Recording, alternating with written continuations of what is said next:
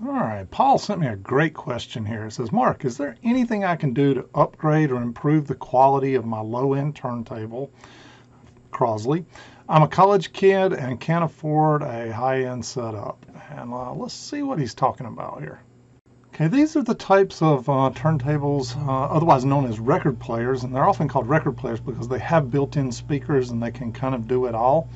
Now you see here a couple Crosleys, a 1x1, a Victrola, Ion, a couple different brands, Jensen.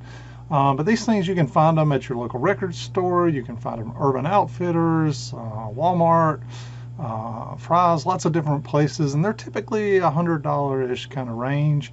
And a lot of college kids buy these, carry them off to college with them. So the question is, can you improve the sound of these? And the answer is absolutely. And I'm going to give you quite a few tips today on how to do that. Okay, before we dive in too far, I want to just show you kind of the underneath of a typical record player. Typically, you'll have a tone arm over here on your right. You'll have some kind of little speed selector on off. Out here is your head shell that's typically attached to the tone arm with your stylus underneath of it. You'll have your little 45 RPM adapter right here. And then if you pull the platter off, and a lot of times you can pull the platter off with nothing holding it on. Sometimes it'll have a little E-clip right here. But once you get it off, underneath you'll see that there's a belt typically. Underneath here will be the motor mounted, and over here will be your spindle that goes down into a bearing that kind of spins, and then a couple plastic parts here that kind of operate and shut the record player off when you get to the end of the record. One little last warning, not all of these tips work on every turntable. Use your judgment, consult a mechanically inclined friend if needed, conduct at your own risk. I got to throw all that out there. However, having said that, most of these tips work on most all tables. And tip number 1, lubricate your turntable. I've got in blue up here. This helps with the smoothness of operation of the table. Many tables aren't well lubricated from the factory. You're likely to have to remove some kind of E-clip that holds down the platter, maybe not, depending on the model. Be careful, you may have to reconnect the belt as we showed you in a previous picture. Use some white lithium grease on any gears or sliding parts, and you can get white lithium grease on Amazon or anywhere. And then I typically use 0W30 synthetic motor oil, so about $4, and you can get a bottle of this at your local convenience store or Walmart or auto parts store. And you're going to want to, put it down onto the spindle and or other moving parts within the record player or turntable. One warning here, be careful not to get any oil grease on the belt. You're going to want to put some oil here at the base of the pulley coming out of the motor to make sure the motor is well lubricated. You're also going to want to make sure the shaft here on the spindle is well lubricated, both of those. And that's where you'd use the lightweight oil. And if you don't want to use 0W30, just get some type of super lightweight oil that's in a needle bottle of some type that you can use easily. And then over here on these white parts, that's where you would use the white lithium grease to kind of lubricate anywhere that those would move. And tip number 2 here. Talc your belt. And this may be a foreign concept to a lot of people, but for those of us that have been around high quality record players for our turntables for a long time, it's pretty common practice. What it does here is it helps remove the jerking of the platter, as a non-lubricated belt can sometimes cause.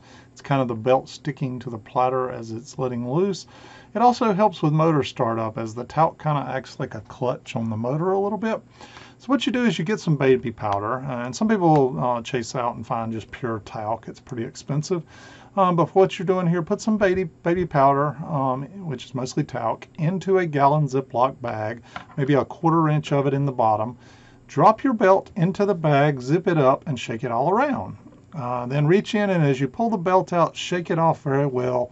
You only want a very, very light coating of the talc on the belt, and then you will reinstall the belt. Okay, having said all that, it should make your turntable run smoother and quieter. I know most of mine it does. However, there is a small percentage of tables that don't like powdered belts. They will slip too much. So if yours is one of those, just use some rubbing alcohol and remove the talc from your belt and put it back together. And tip number 2 didn't work for you, but for a lot of people, tip number 2 is a great one. And tip number 3. Okay, this one is probably a very controversial one, but it is check the cartridge tracking force. In other words, the amount of weight that your tone arm puts down onto the stylus, sometimes called the needle, as it rides in the grooves of your record. And if you notice here, what I said is it saves the life of your record and improves sound quality. So get you a small digital scale and put it on the platter, drop your stylus onto it. This will scale on the right over here. I saw it on eBay for $9.95 shipped. You can thank your local drug dealer for the low prices on these. These are basically scales that a lot of people use to weigh out various illegal substances. And you can get them on eBay, Amazon, wherever for $10 or less. Lots of different ones. Or borrow one from one of those buddies of yours that may do that stuff. And drop your stylus down on it. Check your table's manufacturer to see if they have a recommended tracking force. Most of these don't. If you're having to guess, 2 grams or so would be a good choice of how much weight your tone arm should be putting down. Now, having said that, on some of these inexpensive tables, I've seen as much as 20 to 30 grams being exerted down onto the stylus. And what that equates to at the end of the day is, 1, your stylus wears out quickly, but 2, it eats your records alive. So there's a lot of people that when they go online to buy a record, maybe a high-end record or something that's very expensive, I've even seen them ask questions like, hey, have you been playing this on a Crosley turntable? People are interested in knowing what type of record player the people that have owned this record have had and used on the record before, because they know how bad some of these inexpensive turntables are for eating up your records. So if your cartridge weight there is way more than 2 grams, you may want to look at modifying your cartridge head shell setup, or if it's got a counterweight on the other side, maybe helping put some weight on the other side to keep from having so much go down on the head shell. Or sometimes these have a spring inside of them that is used to pull down the head shell, and you can kind of stretch that spring out so it's not putting quite as much pressure there. I'd say be careful, make small changes at a time, test, and then make more if needed. I've even seen people drill holes in the head shells to make them lighter so they're not putting as much weight down on them. Only perform this tip if you're comfortable using some hand tools, maybe some pliers and whatnot, and you're somewhat mechanically inclined, or maybe find a friend that's mechanically inclined and get them to help you out. But what you don't want is 30 grams of weight eating up your records. If you've got that, you might want to consider definitely investigating this tip, and or maybe getting a different record player. But this is the #1 tip I would have for these players, because 1, it makes sound quality horrible, eats up your stylus, and at the same time ruins your records. So check this one out well. And tip number 4. All right, replace or upgrade your stylus. So we got here, this saves the life of your record and improves sound quality. Find the model number of your turntable. Search for upgraded stylus or needle, and then the name of your turntable. And I did that on the right over here. I found a Crosley turntable. It was a 793. I just searched for improved Crosley 793 stylus, and boom, up popped this on Amazon. It's $14.35 here.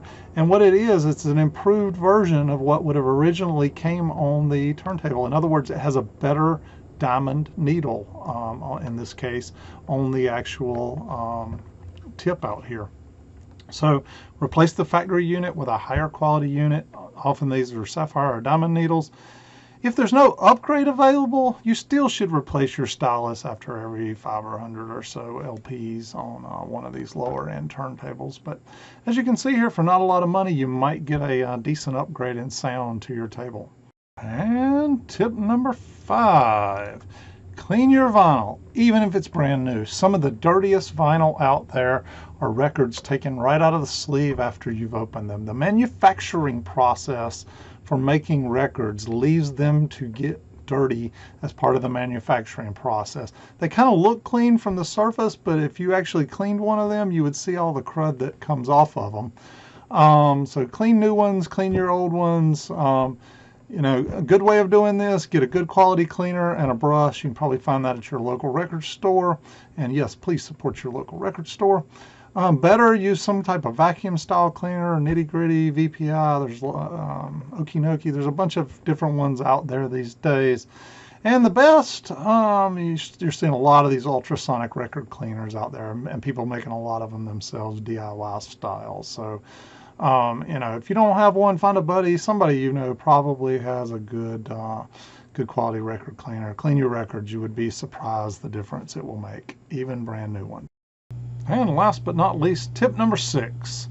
Connect your table to an external amp or speaker. First, look on the back of your table over here on the right. See if it has a set of RCA line-out jacks, just like it says here. If so, maybe go to your local Goodwill, find a small stereo setup that has some RCA inputs. Get an old receiver, maybe some small bookshelf speakers or something. Connect these cables to it and play through this external setup. It will sound much, much better than the internal amplifier or speakers built into any of these little record players. So even some of your nicer jukeboxes or Bose little surround sound setups have an aux in, and you could feed out of your record player into some of these little setups. So hopefully you learned something today. Try these tips out. I promise you at least one of them will improve the quality and sound of your record player turntable. Thanks for watching, everyone.